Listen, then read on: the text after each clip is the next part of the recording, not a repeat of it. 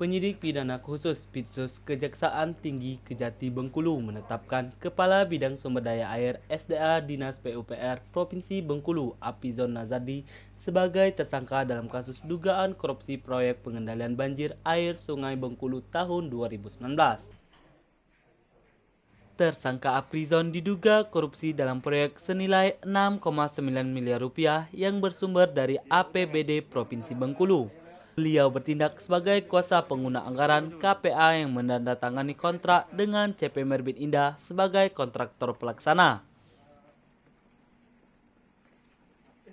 Kepala Seksi Kasih Penkum Kejati Bengkulu Martin Luteher di Bengkulu pada Kamis mengatakan menemukan indikasi bahwa tersangka Apizon diduga mengetahui jika proyek tersebut dikerjakan tidak sesuai dengan volume yang ada dalam perencanaan. Ada keterangan alasan mengapa Bapak mau Selain Apizon, penyidik juga menetapkan Direktur CP Utama Esa Ibu Saud yang merupakan konsultan pengawas dari proyek tersebut sebagai tersangka. Penyidik menjerat kedua tersangka dengan pasal 2 dan 3 Undang-Undang Nomor 31 Tahun 1999 tentang Tindak Pidana Korupsi Tipikor, sebagaimana diubah dengan Undang-Undang Nomor 20 Tahun 2001 tentang Pemberantasan Tipikor.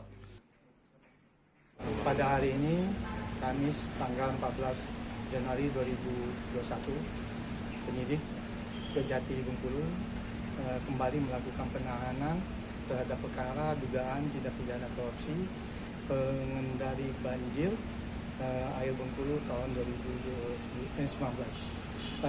Terhadap tersangka pertama Apizon Nazardi, yaitu selaku KPA. Kedua yaitu Ibnu Saud selaku Direktur CP Utaka Esa, dalam hal ini selaku konsultan pengawas. Dilakukan penahanan 20 hari, dititipkan di rumah tahanan. Pasalnya? Pasal yang disangkakan yaitu pasal 2 dan pasal 3 Undang-Undang Nomor 31 tahun 1990. Sebelumnya, penyidik lebih dulu menetapkan Direktur CP Merbin Indah Isnani Martuti yang merupakan kontraktor pelaksana sebagai tersangka, sehingga sementara ini sudah ada 3 orang tersangka dalam kasus ini. Selain itu, penyidik juga tengah mendalami keterlibatan pihak lain dalam kasus dugaan korupsi tersebut, termasuk mendalami keterangan dari Kepala Dinas PUPR Provinsi Bengkulu yang sudah menjalani pemeriksaan sebagai saksi. Dalam tahap penyidikan, penyidik menemukan ada indikasi kerugian negara sebesar 1,9 miliar rupiah berdasarkan audit BPKP Bengkulu.